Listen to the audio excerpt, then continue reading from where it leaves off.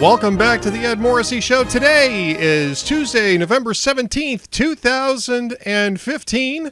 Joining me as always, Andrew Malcolm, the Prince of Twitter, at AH Malcolm, at investors.com/Andrew Malcolm, the sage of investors.com. I'm going to keep coming up with more titles. And Andrew's back on Skype. And Andrew, I think the last time I saw you, you had a beard, right? The last time I saw you? That was a very long time ago. Yeah. Well, I think the last the last time we did a show on Skype. Sounds like Skype might be a little dodgy today, but we're going to try to tough it out here. But welcome back to the show. Good to have you with us. And thank you to be here. There's I just wish that this wasn't such a blah political season with nothing happening. Well, to a certain extent, I wish that there were a few things that weren't happening at the moment. But yeah, I mean, there's all sorts of things going on that we'd prefer not to have happen. And of course, since the last time we had a show, you had the attacks in Paris. There's a scare in Hanover, Germany, that apparently might be a false alarm, although we're not sure yet. And this is kind of throwing national security back up to the top of the issue list. And Barack Obama went to do a presser in Turkey on Monday morning here anyway. It would have been Monday afternoon where he was at. Yeah. And Howard Kurtz kind of thinks that this might be a turning point with Obama and the media, because the media really didn't like Obama's attitude on Monday when they were asking about this. Jim Acosta from CNN said, why can't we just take out these bastards? And Obama starts lecturing him. Well, you got people who like to pop off about this sort of thing. And yeah, I don't think the media was terribly impressed. What about you? No, they were not impressed at all. Finally. I'm not sure it will last, to tell you the truth, because they've gotten grouchy before. But anytime you're president of the United States, he prides himself on being aloof and cool. But, okay, Paris is a lot of things. Setback is not one of them. No. And to show the lack of compassion on top of his not going to Paris. The last time they were attacked, last winter, at the Charlie Hebdo attacks, which were 17 dead, I believe, or 13. It's just more of the same. And I think even these, not partisans, but sympathizers in the White House press corps had enough of it. The guy is insulting them by not answering the questions. And so, interestingly enough, almost like a pack, the next guy asks the same question, only a little bit differently. And then Acosta comes along and asks the question. And Obama says, this is the third time you've asked me the question. Well, hello. They're going to ask it until they get an answer. And what he does is he filibusters the reporters to fill up their time talking about nonsense and dribble and things that weren't involved in the question, whatever comes to his head, which is further proof that he does need the teleprompter. If you look back and see all the times he's gotten in trouble, the red line Syria quote, and there were several others, he did not have the teleprompter. He's not good on his feet. I remember back in the 07-08 race, he spoke to a crowd at a rodeo, and they set up a podium and a teleprompter in the dirt and the cow crap so that he could address the rodeo crowd. You go out there in cowboy boots and jeans, and you tell them from your heart. You don't set up a teleprompter, for Pete's sake. It's not the Historical Society.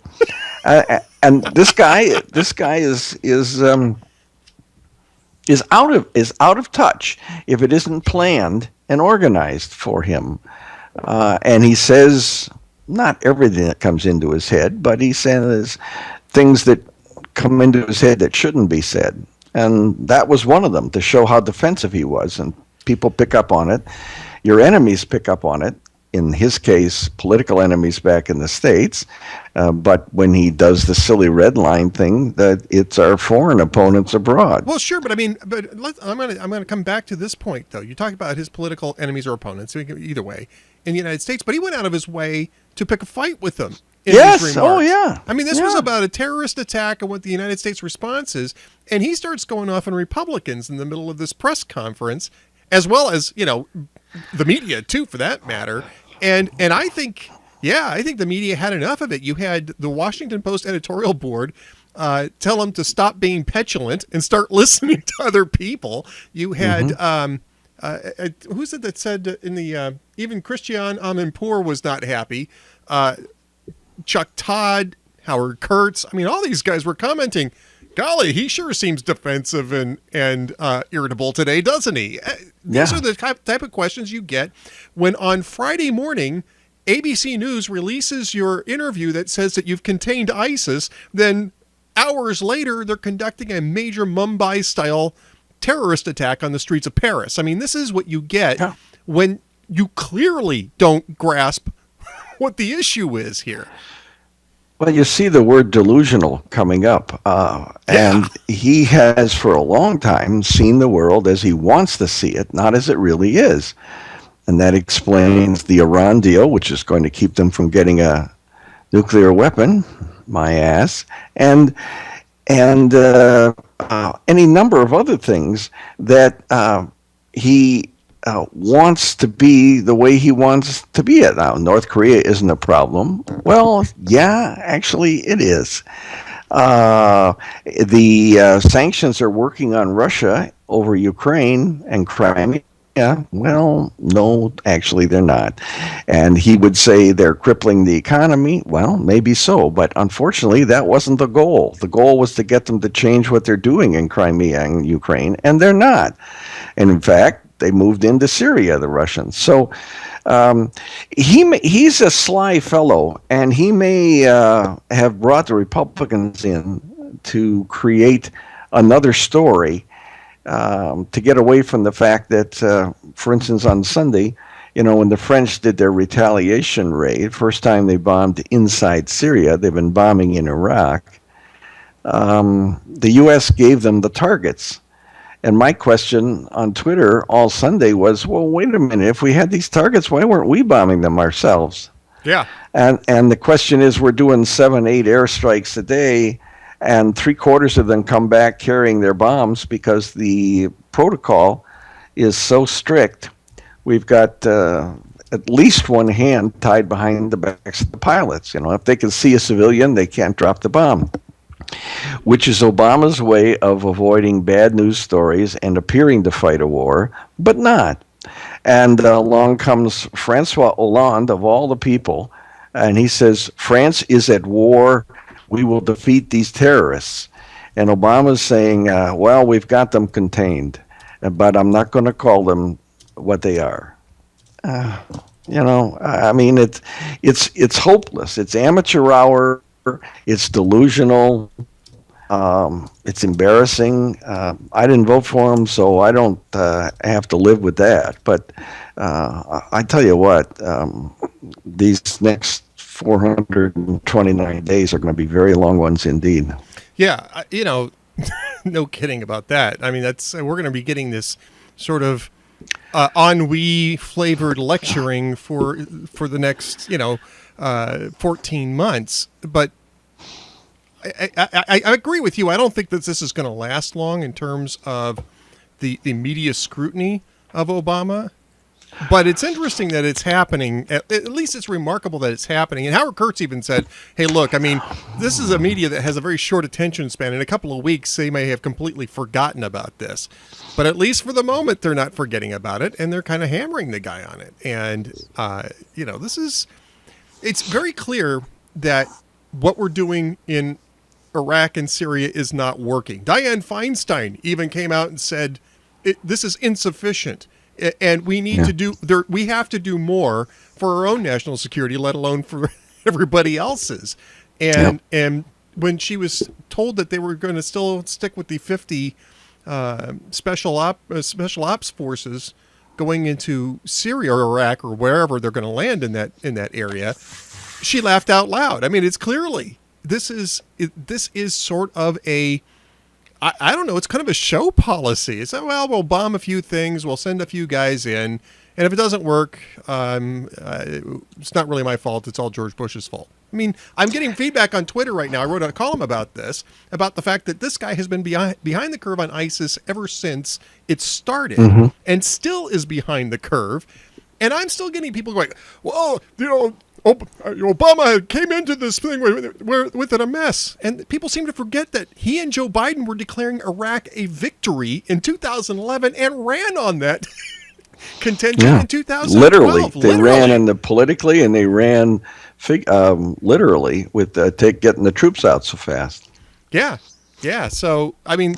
Well, this is, and I don't say this lightly, but this is a betrayal of trust by a commander-in-chief to send troops. I think IBD editorialized about this recently, but to send troops into harm's way, airplanes, boots, whatever, and not really believe in it yourself, that is a betrayal of trust. Yeah. To me, that's an impeachable offense, but just by itself. Never mind what I think maybe subconsciously is getting to an awful lot of people, and that is Obama and his crowd lie all the time, and there are no consequences. Yeah. 36 times you can, if you like your doctor, you can keep your doctor. How many times did he say $2,500 savings for each family? There was a tweet on yesterday by a very clever fellow who said, if you let the Syrian refugees in, the average family will save $2,500 next year. They lied about the Benghazi video. Susan Rice, 5 times on the same Sunday. Ben Rhodes gets on TV this past Sunday. The guy who helped concoct those magic video talking points after Benghazi, he gets on this past Sunday, and he says, we have a vigorous vetting process for Syrian refugees. No, they don't. The UN has a refugee camp, and they process people, but there are no records. There are no data files. The FBI chief said this to Congress last month. The heads of immigration said, no, there is no way to vet these people. And Obama says we're going to take in at least 10,000. And John Kerry said next year we may have closer to 100,000 refugees, taking in a large number of them Syrians. This is Obama's leadership style. He's very imperious. It's intentional. It's insulting. It's what he did over, for instance, Ebola. I'm going to send troops over there. We're going to bring patients over here. And Americans got up in arms. They don't want to bring the disease here. Treat them there. It's the same thing you could say about the refugees.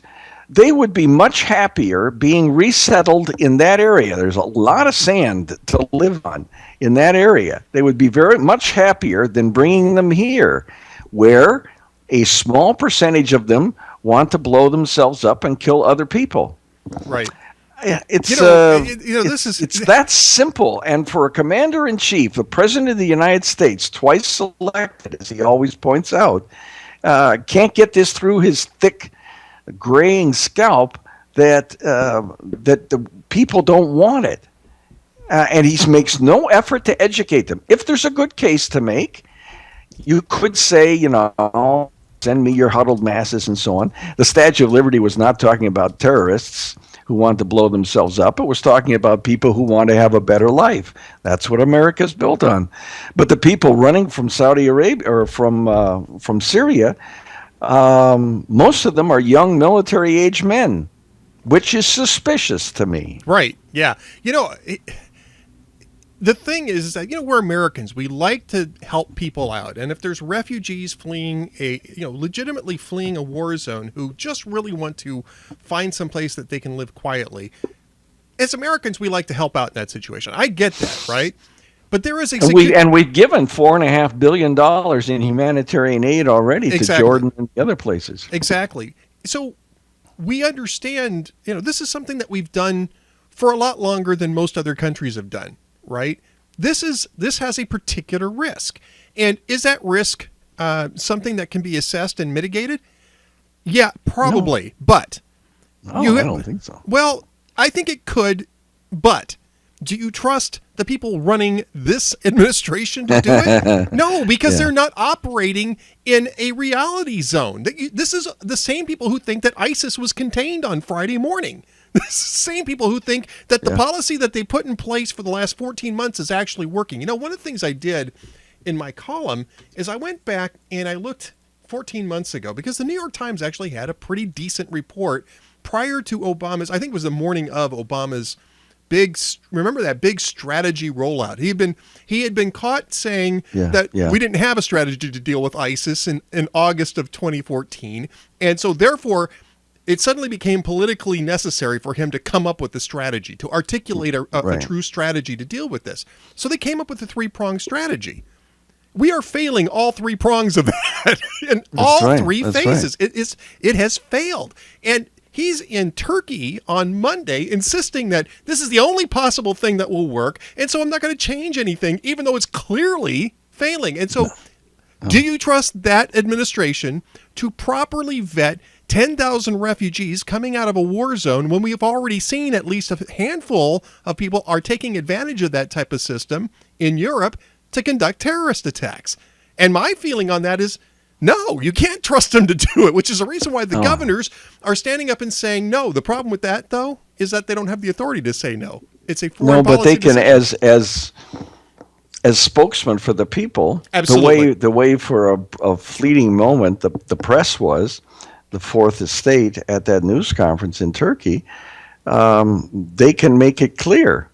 They've made it clear. They made it clear they were the ones that sued originally. Remember, over Obamacare. They're the ones that are suing now over Mexican immigration, amnesty, executive power actions. And I don't know whether I can know whether they can sue over this, but they can't. And I'll tell you the reason why is because it's a federal. Well, no, I mean, so is immigration, right? But I mean, the difference is that immigration is a policy that is a domestic policy. It's within the domestic policy sphere for the most part. Immigration is. Immigration enforcement is definitely within the. You can make an argument that maybe borders are sort of a something that overlaps, but when you're talking about asylum. For people who are fleeing oppression, that is entirely an executive branch decision. The Congress, I know. Congress What and the about states this? don't have a lot What to say about that. What if the governors declared their states were sanctuary states for American citizens? The problem is that once they're in any state, right? For instance, you have 7 states that have openly declared that they are happy to host these refugees when they come in. I don't think Minnesota is one of them, although I did see it on a map. I haven't seen it on the list yet. But Washington is, for instance, the state of Washington is one of them. California, oddly, is not, but that's only because Jerry Brown's still looking for oil on his properties. His ranch. On his ranch. But so they go into the state of Washington. After that, they can go wherever the hell they want, right? I mean, we don't have state border, papers checks, and we don't want them. That's not, I mean, once you're legally in the country, you can literally go anywhere that isn't, that you want to go. I mean, kind of like Europe until France closed its borders, Friday. Right. Yeah. So, it's just, everything is a mess. People are feeling emotionally uprooted. They can't trust their own government. They can't trust the economy. They can't trust the words from their president. You can't trust them to send our troops, all volunteers, by the way, into harm's way for a real reason other than politics, to appear to be doing something. I'll only send 50. Remember John Kerry's argument when Obama was going to bomb Syria? Oh, it's just going to be a little strike. Yeah. Well, why do it? Why do it? and he got called out by that by Congress. No, and of course that saved his butt. And so did Putin, because Congress said, "Well, no, we're not going to do it." He was going to do it without Congress, so that was his safe exit. But there are no consequences. There's no consequences for ISIS. Okay, they got Jihadi John, maybe. We're taking them at their word on that. I don't know if I believe it. The FBI is investigating Hillary Clinton's emails. Yeah, okay, I'll believe it when I see the indictment. I mean, fast and furious. Remember how outraged Obama was? We're going to get to the bottom of this over the IRS. Nobody got in trouble. Remember Benghazi? Oh my God, this is just terrible. I got to go to a fundraiser, but meanwhile, quote me as saying this is terrible. The ARB report came out. Nobody got fired. Wait a minute. And wait a minute. the world is looking at this and saying, you know what? If I didn't show up for work on Monday, if I lied serially to my boss, I get fired. But we can't fire this guy, and we still got 429 days to go. Well, we had an opportunity to fire him 3 years ago, but unfortunately, we didn't do it, right? But well, five plus million. Historically, it's relatively rare for a re-elected president to get less popular votes. I actually think he's the first one in a century. I think you're right. I think he was the first one in over 100 years to get reelected with fewer votes than he got the first time. You're right. Absolutely right. Yeah. 5.5 million, which is almost 10%, as I recall, or just under. And then you see, I keep running or retweeting references to Mitt Romney stories from 2012. Stick it in their ear. Flashback, Romney saying the biggest danger to America is uncertainty and indecision. It's just yeah. Now, look, I think that's totally overall. That's disconcerting to Americans or disturbing, even more so. And so when you say, with no explanation, no argument, Obama didn't make an argument. He said, "This is not the people we are." Yeah, well, presidents aren't usually from Chicago either. It's so what? It's not the people we are. It is the people we are. What do you think Ellis Island was for? It was to screen people. Yeah. No, hey, look, I mean, not you. I'm not arguing with you. I don't know. Maybe some of my relatives should have been screened. No, they were screened. I'm kidding. Well, mine came in the back door through Canada. So I always wondered about you, Malcolm. I did. Yeah, I always wondered about you. In fact, I was by National for a large part of my life, and then the Canadian government said, "Oh, wait a minute. He wasn't born in Canada." That didn't used to matter, but so they retroactively changed it. I understand doing things, but you need a grandfather clause. Yeah. So I go to get a visa to live in Canada, and they go, "No, we can't do that." What?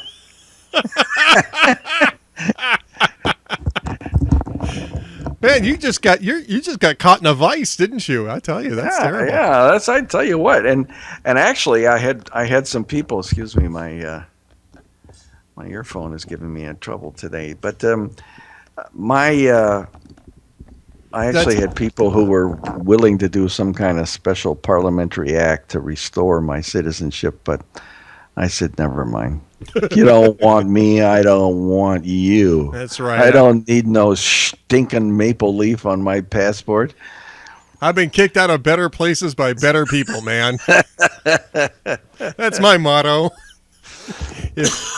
But all my relatives are up there, and the nice thing about it is I get 2 Thanksgivings.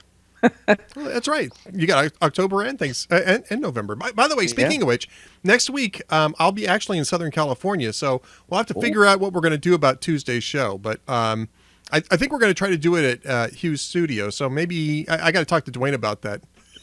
I'm announcing things I haven't even arranged yet.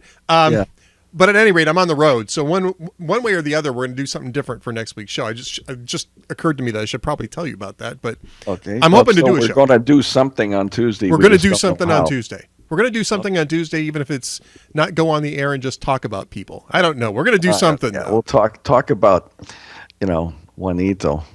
Well, yeah, we'll talk about Juanita. We'll also talk about the disappearing chatizens, because apparently we've got like 3 or 4 different chat rooms. This is one of those days where just everything just starts splitting up into different chat rooms, and I see people going in and out. And I'm not even sure I'm logged in at the moment. I think I am. I think I'm. Well, this is like moderate Syrian rebels.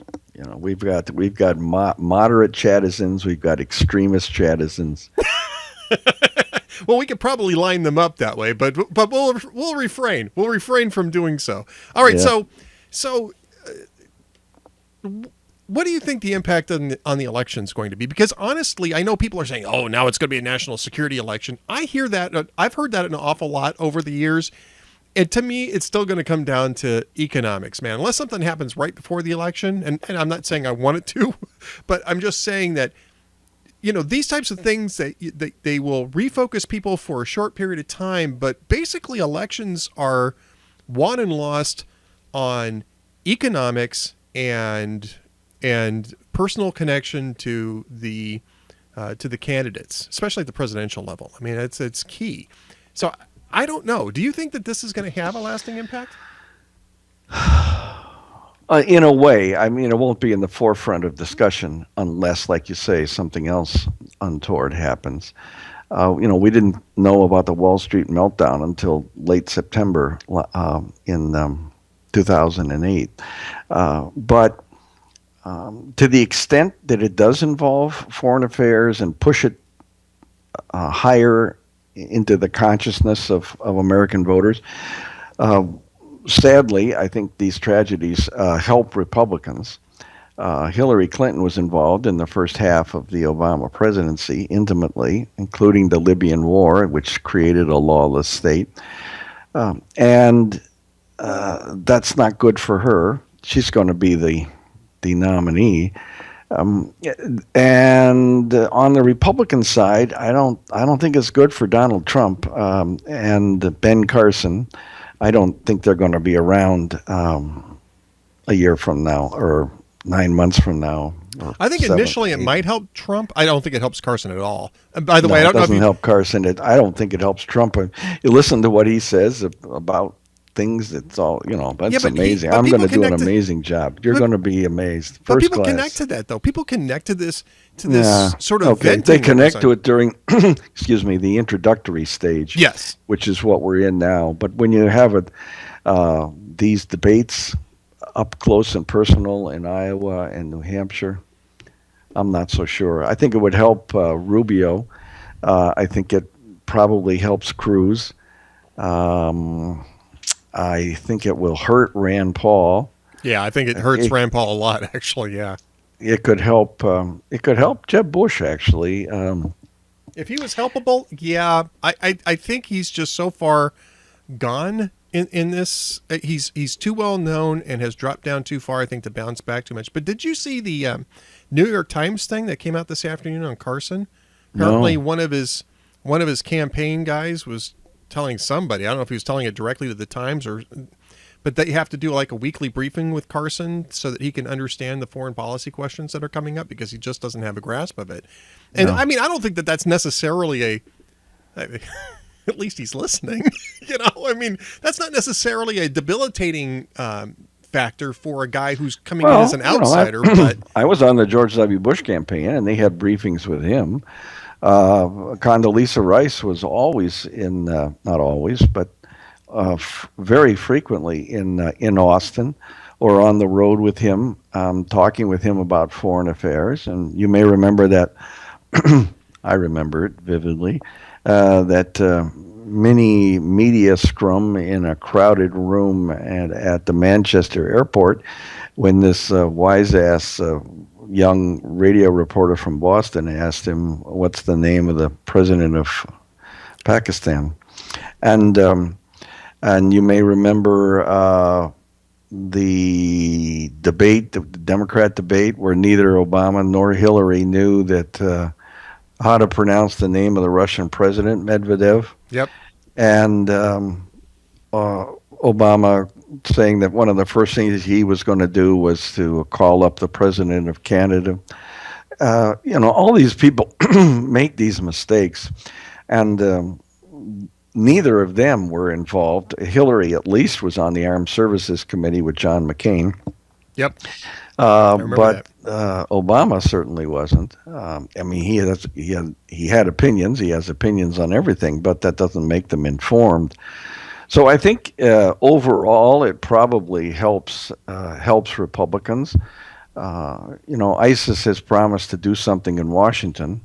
I don't. I'm not privy to any classified things, thank God. But I don't know that you can. It only takes one mistake. I don't think you can make some place like Washington perfectly safe. Well, you can't make anything in the United States. This gets back to one of my points in some of the things that I've been writing is that you really can't make anything perfectly safe, except if you have a police state, and even then things get through, right? I mean, obviously, there are police states where these types of things happen too, but they happen a lot less frequently. But in an open society, in a free society, you can't make anything perfectly safe. I mean, it's impossible, which is the reason why you had to have a forward strategy against groups like Al Qaeda and now ISIS, which is going into this is the thing that people haven't quite comprehended, is that ISIS has been presumed until now to really just be concerned about setting up the caliphate, right? And, acquiring territory where it sits and consolidating its gains and attracting people to come to it to set up a state or a quasi-state based on their terrorist philosophies. This, over the last few weeks, they've actually turned into an international terrorist organization. They targeted and successfully brought down the Russian Metrojet liner. There was attacks in Beirut that they took credit for, although the Lebanese authorities are still iffy as to whether or not that's correct. And now you've got this attack in Paris that was explicitly an ISIS an ISIS operation. That's a new phase. This is not containment. And this is the reason why you have to attack people. You have to attack the terrorists where they're at, because if you have to fight them where you're at, you're losing. And that's exactly what's going on here. Yeah, absolutely. Absolutely. And I think we're going to see more of it. This is their big Obama talks about Guantanamo being a recruiting tool. Yeah. Well, Paris is a huge recruiting tool. Absolutely. Yeah. Yeah. Those types of things are huge recruiting tools, and you're going to see a lot more people who suddenly decide that ISIS is the wave of the future. Now you've got Putin. France has declared a pitiless war on ISIS. I don't know that France has the resources to actually conduct a pitiless war on ISIS, but I do have to give them credit. They declared an emergency. They started rounding up the usual suspects that they weren't willing to round up in the past. So they've actually made some changes in their war footing. But I think that the real wild card in this is Vladimir Putin, because he announced today that basically vengeance is inevitable. And the Russians began bombing Raqqa. And I don't think that the Russians have quite the same hesitation to deploy overwhelming force against people like ISIS as the West seems to have. No, they don't, and you can see they've done it twice in Chechnya. And you may recall Obama apparently didn't have time to mention this, but he talks about how terrorists can strike anywhere, and we had the Boston bombers. Well, hello, they were refugees. Yeah, that we admitted. And when we admitted them, the Russians said, watch those guys, they're very dangerous. And the FBI looked at them and said, no, they're okay. So this is the rigorous vetting procedures that we have in place. That's what I did my column about this morning, was Obama sticking by his vetting procedures and at least 10,000 Syrian refugees. I think that the war refugees and the fear of terrorists among them is an even more emotional, powerful issue, volatile, than the Mexican one. Yeah. No, I think you're right about that. I think because that gets to terror, and terror. There's no reason to terror. There's reason over Mexicans and illegal immigrants to be angry, but we're not afraid of them. These guys we're afraid of, and they want us to be afraid of them. And that's why I admire the French. Everybody makes jokes about the French, but schools, everything reopened Monday except Disneyland and the Eiffel Tower. And that actually reopened the next day. Yeah, shortly They thereafter. just wanted to And make they sure that defiantly colored it, the tricolors. So there's a lot to be admired in the French, and in this case, and I do so. I lived there, and I lived there for a while over the course of a couple of years, and that was during when the Algerian Revolution was taking place, and so they had. Does this sound familiar? They had refugees from Algeria who were setting off bombs. Yeah. Now, they weren't suicide bombs. We hadn't gotten to that stage or gotten down to that stage yet. They were bombs that people left in cafes and they went off. And the job I had finished at 3 a.m. in the morning. The subway closed at midnight. So I had a little motorbike. And I would be riding back to my apartment, and at least once a week I would get pulled over by the police, who didn't have cars, or I didn't see them anyway. They were guys, in their little, what do they call them, capes? In their little hats, and they would just step out from the bushes on the sidewalk and motion me over, and look at my international driver's license and my passport and so on, because they were looking for terrorists. So this is not something brand new, but this is on a scale that they didn't experience even in those violent days. Well, Andrew, we're going to have to pretty much leave it at that, because we got to get the jokes of the week from you at this point in time. Sure, you bet. Well, Jimmy right. Fallon had a pretty good week, I think. He said the Saturday debate had just 3 debaters: Hillary Clinton, Bernie Sanders, and Martin O'Malley, or as viewers call them, Hillary Clinton, Bernie Sanders, and bathroom break. He said, Jimmy said that the social media and Google said that Bernie Sanders was the most talked about of the 3 Democrat candidates during the last debate. Bernie came in first, Hillary came in second, and somehow Martin O'Malley came in fourth. That's a neat trick, actually. Yeah, and finally, Jimmy said Bernie Sanders got an endorsement from the American Postal Workers Union. Well, actually, Bernie Sanders' neighbor got the endorsement, but it was meant for Bernie, and the neighbor brought it over eventually. See where he's postponing his big democratic socialism explainer? No, I didn't see that. Yeah, he's got to put it off because he hasn't actually written the speech that explains democratic socialism. I guess it's I mean, that's exactly what Politico's reporting, is he hasn't written the speech yet. So I guess he's as stumped as the rest of us are about what democratic socialism is. I found that to be a very amusing update. I've written a post about it, but it's going to go up later tonight because other things preceded it, but so check for that later on. You guys have a traffic cop there that sets these things to go up at different times? Well, I'll up on it at night. Actually, all 3 of us do. We kind of have a rotation because we want things to go up in an orderly manner and not step on everybody else's stuff. So we try to space things out by about 35, 40 minutes a piece. And that way it's got enough time to sit at the top of the thing. People have enough time to find the post. And then later on, they can scroll down for it when the next thing comes up if they're interested in looking at it. So yeah, that's a routine that we have. Well, how could they? Well, the world has a routine of checking for those checking changes. Well, thank you. Andrew Malcolm, of course, you can find all of his great posts at investors.com/Andrew Malcolm. And by the way, investors.com, a terrific website, especially its editorial side. You should be checking that out all the time. And he is, of course, the Prince of Twitter at AH Malcolm. If you're not following him already, you're a moron. But that's the hard sell. If you're not following him already, you'd really enjoy following Andrew. That's the soft sell. So either way, follow him. Doggone it. All right, Andrew. Well, we'll talk to you next week, one way or the other, Andrew. In the meantime, have a great week. You too, buddy. Talk to you. Talk to you soon. Bye, everybody.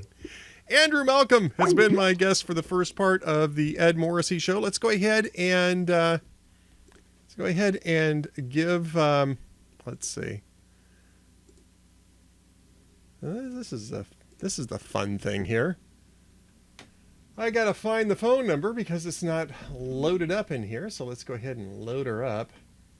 And let's see. Here we go.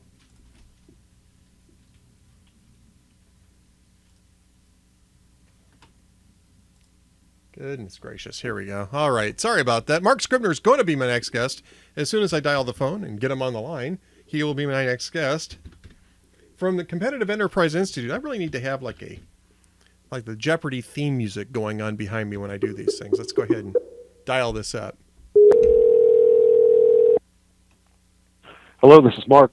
Marc, hi. This is Ed Morrissey from Hot Air, and we're live on the Ed Morrissey Show. How are you?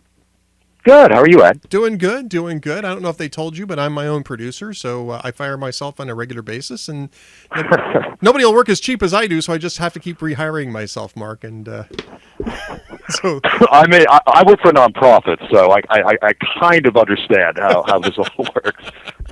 Well, of course, you work for the Competitive Enterprise Institute. CEI.org does wonderful work on free market economics and capitalism, and that's the subject of your latest paper that you wrote with Fred Smith. And we were going to have Fred on last week, but we had sort of a miscommunication about which phone was going to get called. So we missed Fred, but we got a chance to talk with you, and you co-wrote this piece with Fred called Revitalizing Capitalism. This is obviously a pretty deep topic these days because you have a self-professed democratic socialist running for president in the Democratic Party, which apparently doesn't seem to bother the Democrats all that much. And Marc, he's going to explain to us at some point what democratic socialism actually is, but apparently that day of reckoning has been postponed indefinitely, according to Politico today. But maybe you can explain to us how to revitalize capitalism using the freight railroads as an example. This is a really interesting paper. I got a chance to read through it last week. Great, yeah. So what Fred and I did, we were looking for an example. What can business learn from past political mistakes, and hopefully to devise a strategy that promotes economic liberty going forward. We took a look at the railroad industry, which was the first industry subject to national regulation in the U.S., and that was with the passage of the Interstate Commerce Act in 1887. And without going into too much detail, we identified a few different eras that the railroad industry found itself under. But I think the critical points to sort of tease out here with respect to what the railroad industry experienced was that initially a lot of the call for regulation, even if it didn't come from the railroad industry, and there were certainly executives within the railroad industry that were lobbying Congress to support the Interstate Commerce Act and subsequent legislation that ratcheted up regulations, but many were passive. And they looked at conditions in the industry, and then they looked at the politics of that time when they saw a rising progressive movement that had allied with agrarian populists, and you saw efforts in the states to target the railroad industry and their practices.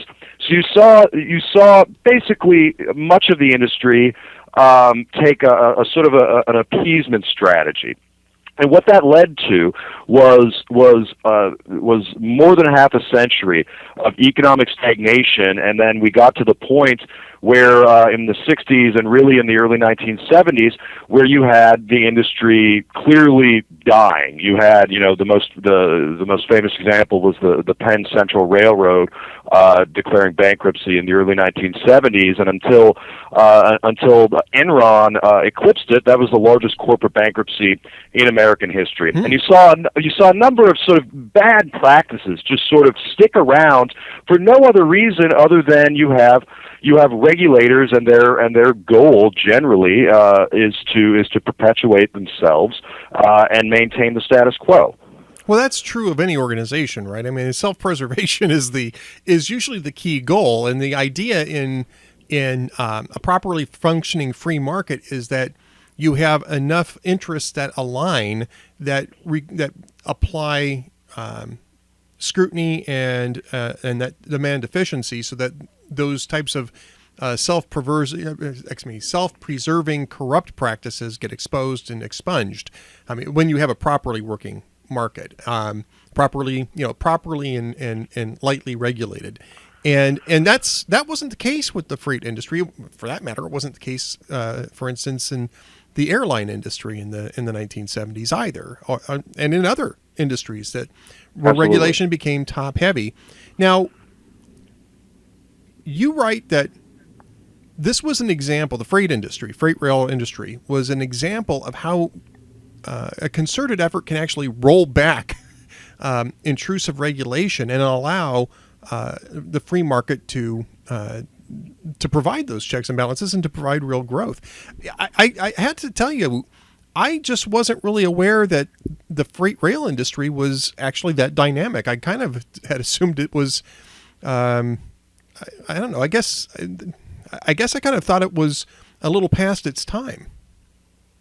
Right, and and freight rail. I don't know if you've seen some of the advertisements, the Freight Rail Works campaign that the industry has been doing over the past few years. But there's freight rail is sort of behind the scenes, as is much of the logistics industry. All the stuff that we see in stores, the coal that gives us electricity, other aggregate materials, bulk commodities, and in agriculture. A lot of this, this stuff is moved by and large by freight rail, we're moving a lot of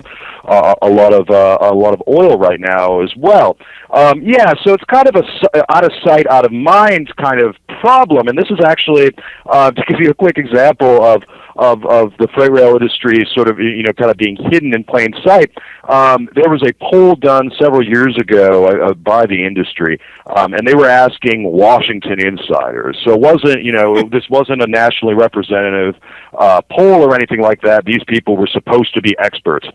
Nearly half didn't even know that the freight rail industry was privately owned. They'd assumed that the rail network was all run by government. I mean, in large part because we often associate, particularly those of us on the East Coast, we often associate rail with Amtrak, which is frankly a passenger rail is a trivial share of this market. But yeah, you're absolutely right that freight rail, while it's out there and it's a vibrant industry, and they've been doing great over the past 30 years and regaining some of this traffic that they lost to trucking and waterborne carriers when they were under intense regulation. But it is a critical a component of our national logistics system, and particularly it moves some commodities that really are just not economical to be moved by truck, which is much more expensive. It is. That's interesting. I wouldn't have guessed that either, Mark. I mean, before I read your paper, obviously, I wouldn't have guessed that it was really that much more economical to move things by fixed rail. I mean, one of the arguments I have against these high-speed rail projects, other than the fact that they are just massive boondoggles, is that fixed rail seems to be a very inefficient option when you're talking about mass transportation. But this is this has a part to play in transportation, is what you're saying. Absolutely, and I think rail. I like to say that rail is good at moving stuff, not people. People. With personal transportation, we have a lot of different things we need to do. We need to commute, and that gets a lot of attention. But it's important to know that commuting in and of itself is less than a sixth of our overall personal transportation. So all those trips that we're making, running errands, taking kids to sports practice, things like this, things that we just often just take for granted. It's too complex. Our world is just too complex these days. We demand high quality mobility that rail really doesn't make sense in moving us around. Now, it's totally different when you're talking about a bulk commodity. Say we'll talk about coal. If you're mining coal, well, you don't have all that many customers. So you can, and customers are going to be that demand that coal are going to locate specifically near rail lines, and and often you want to be in rural areas anyway, where land is cheaper. But you're able to the carriers, the rail carriers are able to coordinate with their customers, and because there is this smaller pool, at least of direct to direct rail shipping, that it is much easier to get around, and it makes rail very economical, particularly in bulk commodities, but also in things like containerized shipping, which then a train will bring containers to a distribution center, and then the distribution center breaks those down and puts those, or perhaps not even doesn't break them down, throws them on the back of a flatbed truck, or perhaps breaks them down and puts them out into smaller delivery vehicles.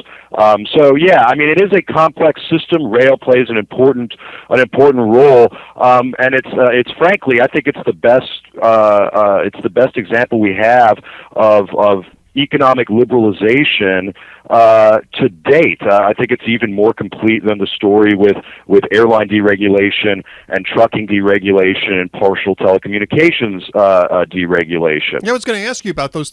Those were the three examples I was going to ask you about, and contrast them, because I lived through all of those. I was around for the trucking one, although I was a pretty young guy. I was in my teens. I was in my teens for the airline one as well, and I remember when they were talking about breaking up the Bell monopoly, and there was funny songs that came out about breaking up is hard to do. It was a Neil Sedaka song that they kind of you had to kind of live through that era, right? People were afraid. They were afraid that, oh man, things are going to stink after this. We're taking apart the greatest telecommunication system in the world. What for? And then 30 years later, you look back and you go, well, this is the reason why, is because we have this incredible amount of diversity and innovation and options and cheap service. Cheap in terms of price, not at high quality. And so 30 years later, you look back and you go, man, we should have done that earlier. I actually would have at first guessed that would have been the best example of how you can revitalize an industry by deregulating it and allowing the private sector to deal with whatever concerns arise in that. And how does the freight industry compare to that? That's interesting.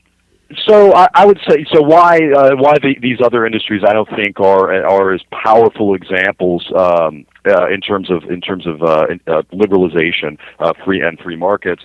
Both the aviation and the trucking industries. So they did deregulate if we can split these things, when we're talking about network industries, split them into the grid and the flow. So both with the airlines and with trucking, they deregulated the flow. That is, the physical vehicles that move across the grid. Now, the grid is still under government monopolies in both of those sectors. You have the air traffic control system, which there's actually a possibility in the forthcoming FAA reauthorization that will move to a private independent nonprofit manager. But as it stands right now, the FAA still manages air traffic control as a government monopoly. The roads are by and large controlled by the states and municipalities and counties. So more government monopolies, and then before I get to telecommunications, but with freight rail, so you have the freight rail sector. You have the grid and the flow integrated into one. It's a vertically integrated sector, and unlike several examples we've seen around the world when they've attempted railroad deregulation and railroad privatization. They allow, in the United States and really all of North America, we've allowed our railroads to maintain this vertically integrated structure, and it's been very successful. So when they deregulated the railroad industry, they deregulated both the operations, So, and some of the pricing practices within the industry, dialing back some of the common carrier requirements, but they also permitted track abandonments and things like that impacted the grid, which were very important to rationalizing the sector as a whole. When it comes to telecommunications, really, I think we've seen most of the advantages. We really didn't do the kind of deregulation in telecom that we should have. We saw two things that have really helped us and really revitalized that sector of the economy. The first was you started seeing this wireless industry pop up about 25 years ago, and then began really growing rapidly about 15 years ago. And that is where we've seen a lot, and I would argue the majority of the innovation we've seen has come in that. But then you also had, when it came to data, you saw, and we want to connect our computers, we're on the internet, you saw the cable companies who weren't subject to these onerous requirements that the telcos were subject to really step up the game and sort of drive that competitive edge. And then we're still for the past 10 years we've been in a net neutrality holding pattern, we're seeing signs now that the industry is rolling back some of its planned investments, as most economists had predicted would happen if we imposed these requirements. But I think that's why the other examples, the airlines, the trucking industry, and telecommunications are a bit more complicated, and they were really partial liberalization rather than this nearly full liberalization that we did with the railroad industry. Interesting. Well, you can, but still, along with the railroad industry, which was more of a complete revitalization, those are still examples of the type of dynamic growth that you get when you roll back regulations. Oh, absolutely. On any economic sector, and that has implications for economic regulations as a whole. It's almost like it's anathema to even voice this idea after what happened in 2008. But what would happen if you rolled back some of the regulations, at least some of the less efficient regulations, the less effective regulations in the financial industry, for instance? Oh, absolutely. And we have in the primary response, post bailout era was Dodd-Frank. And one nasty effect that it's having is that it's forced a lot of these small community banks and credit unions to, in essence, outsource a lot of their lending operations. So or to consolidate. So and basically, you have this whole new industry within the financial sector that all they do, and they exist largely because of Dodd-Frank, because it became too expensive to comply for these little guys to comply with these onerous requirements. Exactly. So there's companies that specialize both in the underwriting, but also they have a compliance department that's just as large as the one that their loan officers work in. So that's sort of the bad things that we see with regulation. However well intentioned, it creates costs are often they're often hidden, they're often dispersed, but the benefits usually we're a net negative, but it does create benefits, and it does create a powerful constituency that's going to fight to protect that political privilege. Back to the self-preservation principle, right? It's absolutely. Yeah. I'm not saying any of this behavior is irrational, only that it's undesirable. Right. Yeah. But and I think part of the problem is, and this is what Fred and I talked about in our paper, is that businesses often then when you talk to folks in industry, they often get this. And they get it. They understand many of them understand economic liberty and are personally proponents of it, but they're too nervous to engage in the kind of bringing together the moral intellectual case and the economic case that our friends on the left are often so good at doing. And that's really the progressive movement that brought around all of this stuff in the late 19th century and early 20th century. very effective in dominating the intellectual and moral conversations, as well as the economic arguments too. And you had a couple of holdouts. You had James J. Hill of the famed Great Northern Railway was one of the few people who were fighting back and fighting within his industry to try to prevent this takeover. But they just weren't strong enough. And that's business too often. And Fred has been saying this for decades. Business too often it adopts a fatalistic attitude. But that's exactly when you adopt that attitude, how can you expect to bring about any sort of long-term liberalization or anything that might perhaps benefit you in the long run if you're just going to say, well, it's hopeless, therefore we're going to let the forces of darkness just swamp us and swamp our industry. Too often that's happened, but I think business leaders, they need to connect with free market intellectuals, with the people who can make the moral case for capitalism, and really help tell this story, because capitalism is the most successful economic system, or arguably the most successful system period that mankind has ever created. Yet it's denigrated constantly, and often it's denigrated in direct response to good things that it's brought about.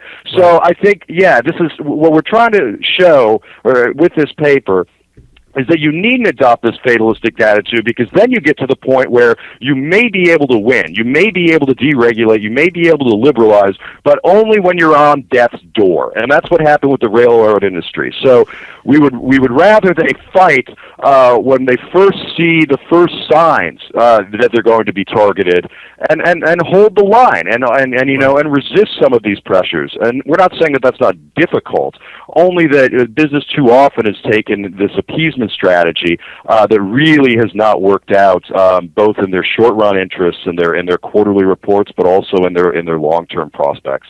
Well, Marc Scribner, we're out of time. Otherwise, I'd start bringing up Obamacare at this point. But we'll have this conversation in a few weeks in regards to that too, because that's a whole other case study of what happens when you go the other direction. But for right now, we'll leave it at that. Marc Scribner of Competitive Enterprise Institute. You can find him at CEI.org. He and Fred Smith wrote the paper Revitalizing Capitalism. You can find that on CEI.org. And Marc, thanks so much for being with us today. Thank you. It was my pleasure. Thank you, sir.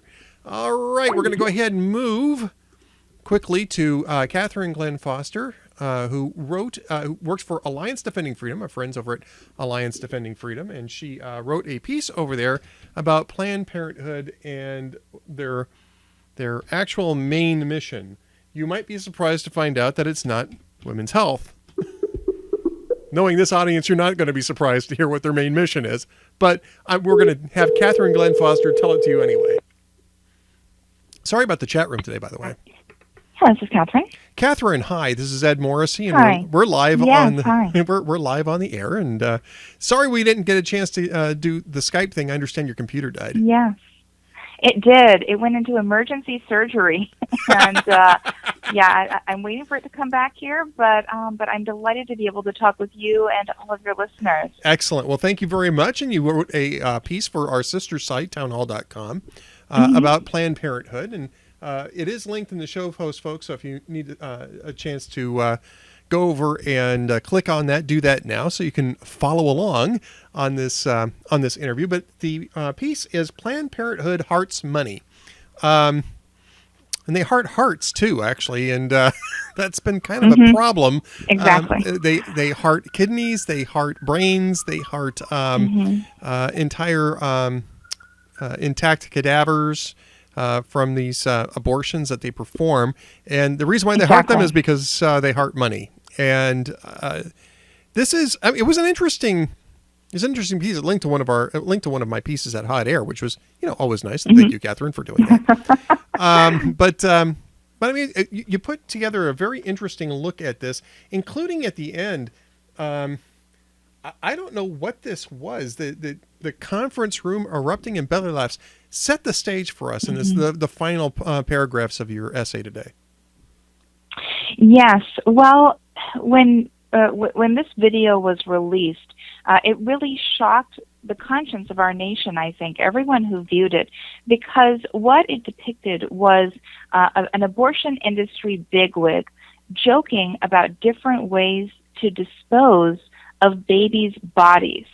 And among her suggestions in this video, using babies, burning them for energy, she said that was a great idea. She suggested giving out these babies' bodies in a gift bag, giving that to the mother to deal with on their own. She suggested a bonfire. An audience member joked about infant surrender laws. All of these different options that they actually viewed as legitimate and at least worthy of humor, when really it's simply appalling. This abortion clinic owner, she said, and this is a quote, "I want you to laugh about this. It's funny. I mean, it's funny in a really sick way." And the audience indeed was laughing throughout this video.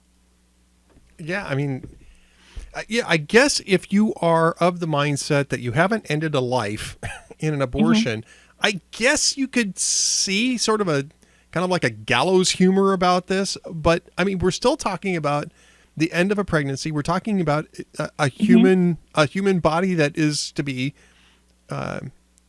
somehow discarded. I mean, or I guess thrown in a bonfire or handed out in gift bags.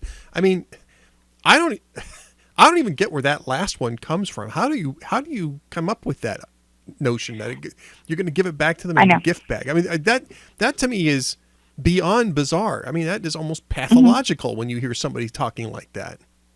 It really is. And she said, "I'm saying that in all seriousness." Now, these sound like horrific options, and of course they are, but they're not that far afield, really, from the way that these babies' bodies are disposed of, which is through being fed through industrial garbage disposals, being cremated. In some cases, for example, Kermit Gosnell, we've seen them being displayed as trophies, and then, of course, we come to Planned Parenthood.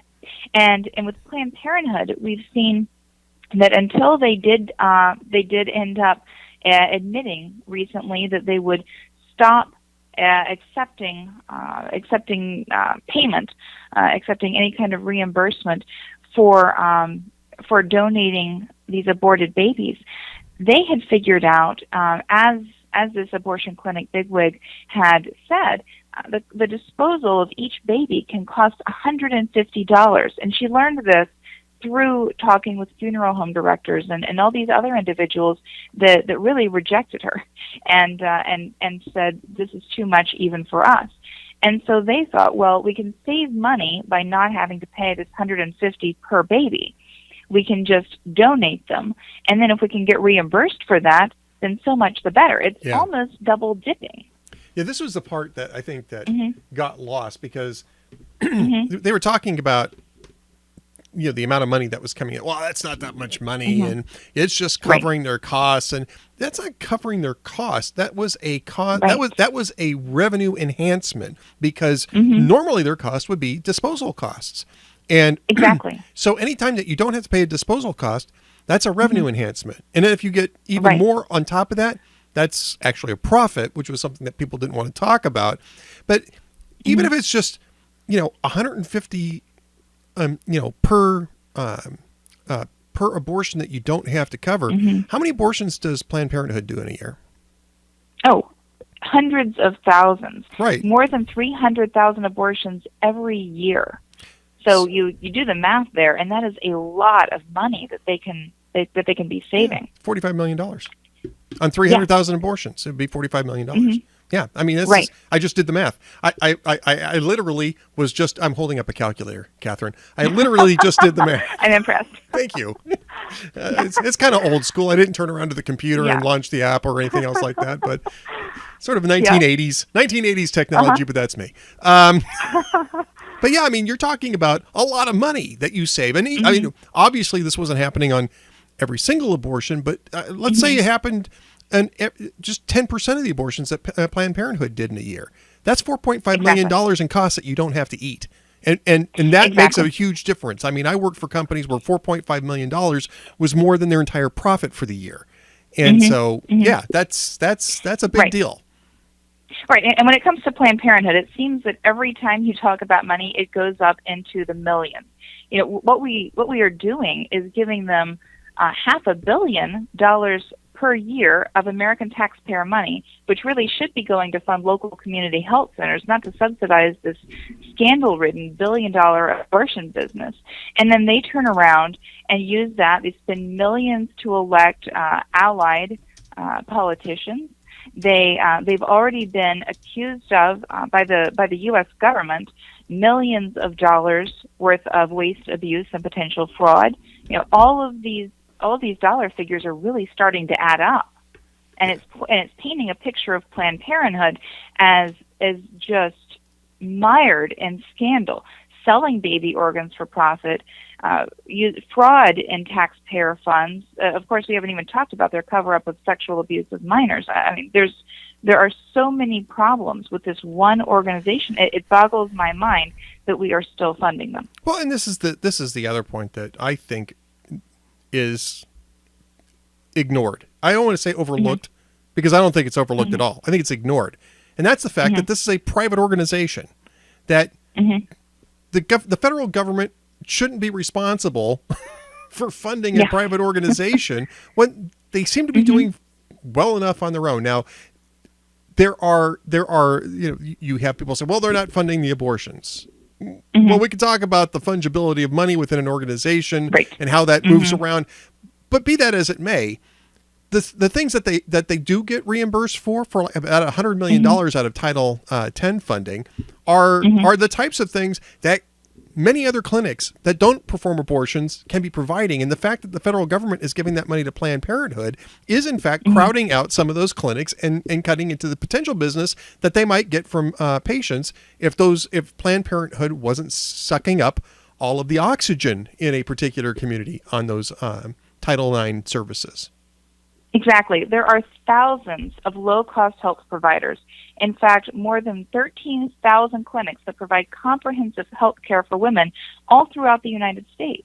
And these are public and private providers, and they outnumber Planned Parenthood locations by at least 20 to 1.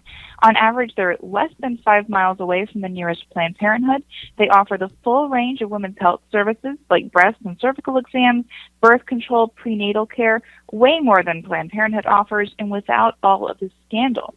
So we should be funding these trustworthy women's health centers instead of subsidizing Planned Parenthood's billion-dollar abortion business. We're giving big abortion a taxpayer bailout. Yes, exactly. Right. I mean, this is we're funding them and damaging other players in the market that don't perform abortions, and that's what happens when governments intervene in markets, which is entirely another issue, but it still relates. It still relates to this one. All right. So Alliance Defending Freedom does a lot of great work. I know that they're all over this story. What's new on the legal front in regards to Planned Parenthood or anything else that you're working on in this arena? Well, certainly Planned Parenthood is taking up a lot of our time.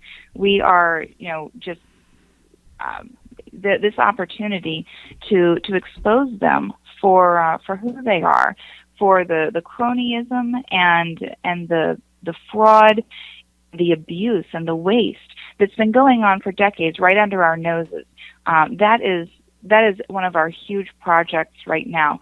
And then, of course, we have states that have taken a stand, that have started to say no more. We're not going to give taxpayer money, not one more penny, to a billion-dollar abortion corporation that's been caught negotiating the sale of hearts and lungs and livers, an organization that has a pattern of covering up the sexual abuse of young girls by adult predators, that's been repeatedly investigated for waste, abuse, and potential fraud in the tens of millions of dollars. So the states that have done that, Planned Parenthood, of course, is fighting back because this is taxpayer funding is their lifeblood. And corporate funding is 60% of Planned Parenthood income. Yeah.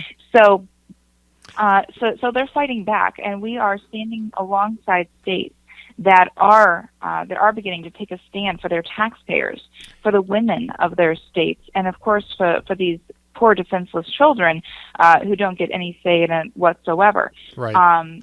We are helping these states, consulting with them, and just doing everything that we can to make sure that Planned Parenthood is exposed for what they're doing.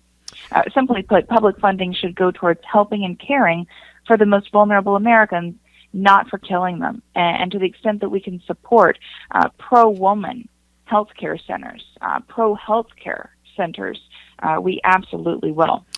Catherine, I do want to ask you about the cases involving the states, because Congress can cut off the Title IX funding if they so choose. I'm sorry, Title X funding. Excuse me.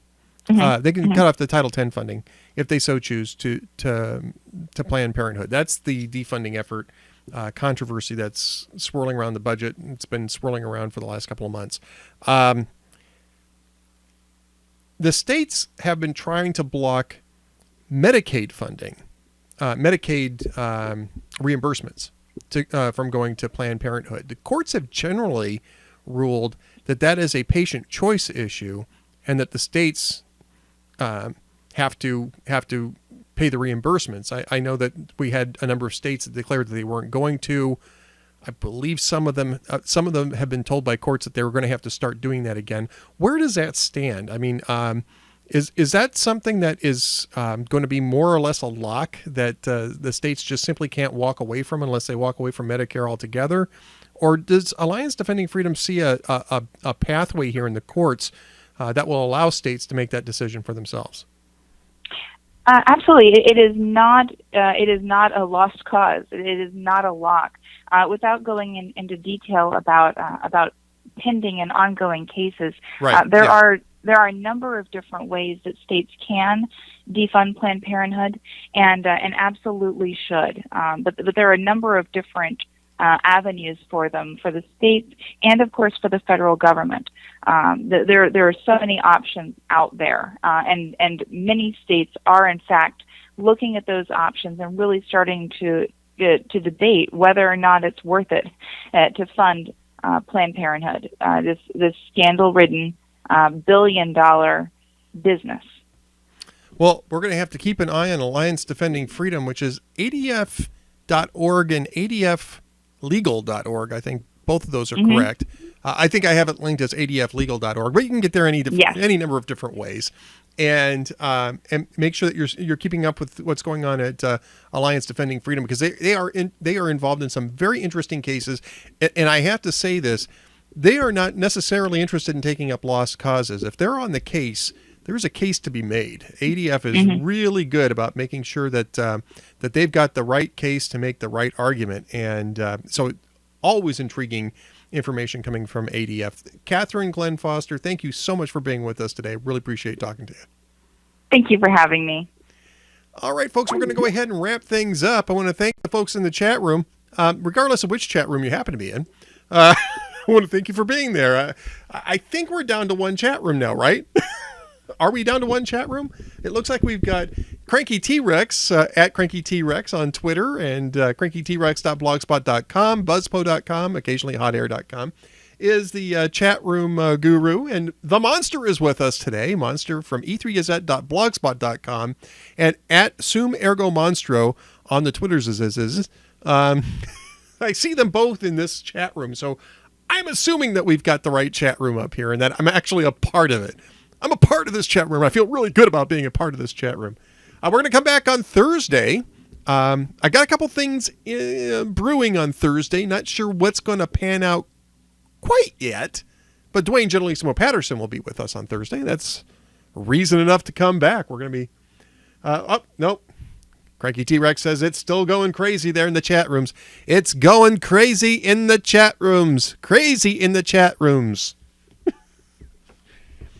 We're going to try to get through the chat room stuff as best we can, though. I want to mention one more time. I was looking at... there's things that you can look at on Amazon as an author, which is kind of cool. And I happened to take a look at the sales information for my book, Going Red, which will be coming out in April 2016. I paid for this chat room. No, I didn't. Not paying for any of it, actually. And I noticed that the pre-orders kind of spike during my show, which is really cool. I was really actually kind of stoked to see this. The book is available for pre-order. You can pre-order the hardcover. You can pre-order the Kindle. You can pre-order the Audible version.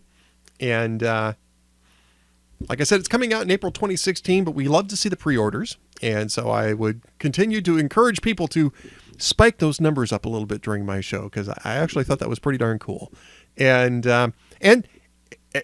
you know, so I don't know how many books. I mean, all I'm seeing is the change in rankings on Amazon's site, but obviously some folks are pre-ordering it, and I just want to say how much I love you. I just want to get that out there. You are my favorite people. And that's true. And Cranky T-Rex has a question. Did you get grandfathered in on the Ustream ad list thing? No.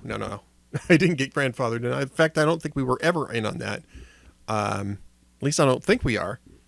But no, I don't get revenue for this, and I don't pay for it either. So it's a wash for me, and I'm fine with that.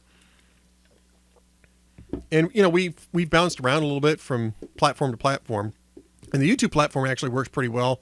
But I am happy with Ustream, Ustream.tv. I would encourage people to sign up at Ustream.tv right after they've pre-ordered my book, Going Red, coming out in April 2016 from Crown Forum. And have yourself, make yourself a part of the chat room, because the chat room's a lot of fun. Even when you get bounced around a lot between different chat rooms today, like apparently that was the thing today. So my apologies for that. Let's play a little walking music at this point, now that I promoted the book. The cover is... I mean, you can actually kind of find the cover. They've asked me not to promote it too much, but you can actually find it if you go to any of those links. The cover's there. But we're going to have a kind of a rollout for the cover. And the cover may change slightly, by the way. We're still waiting to hear back on a couple things, but the cover might change a little bit in the next coming weeks. So don't get too certain that what you're looking at is what's going to actually be on the book when it comes out. So do we not just get ads because I have ad block? I think so. Maybe they did grandfather me in on ad lists. I'm not sure about that. I'd have to take a look at the account, but to be honest with you, I had forgotten that we had the slideshow in the thing, and I just changed that last week because I realized it still had slideshows from when Michelle owned the channel. And so I got that taken off. By the way, and I should mention this too, I did put in an email request to Simon & Schuster to get the boss emeritus on the show, but let's go ahead and hold up her book. Michelle Malkin and John Miano sold out how high-tech billionaires and bipartisan beltway crap weasels are screwing America's best and brightest workers. Now, I did do a search on Amazon, and I have confirmed that this is the first usage of the word crap weasel in a book title.